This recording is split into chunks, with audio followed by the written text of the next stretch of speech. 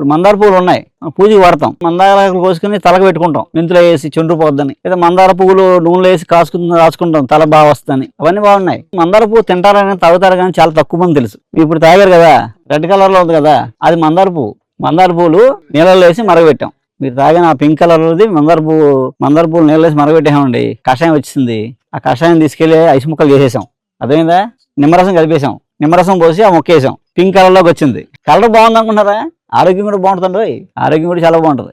ఇది బీపీ రాకుండా చేస్తుంది. మా నిమ్మరసంలో వేసి తాగారనుకోండి, వేసవకాలంగా ఎప్పుడైనా తాగొచ్చు. వేసవకాలం ఇంకా మంచిది, చలవ చేస్తుంది. మనం ఏవో పిచ్చి పిచ్చి డ్రింకులు తాగి కన్నా శుభ్రంగా ఎలాంటిది తాగితే చాలా మంచిది. చేసుకున్నాం అనుకోండి, ఎన్నాలైనా ఉంటుంది ఫ్రిడ్జ్లో, ఏం పాడవదు. మందార పువ్వు మనం తీసుకోగలిగితే రోజుకు ఒకసారైనా బీపీ రాకుండా చేస్తుంది. అలా ఇది యాంటీ ఆక్సిడెంట్లు ఉంటాయి ఇందులో.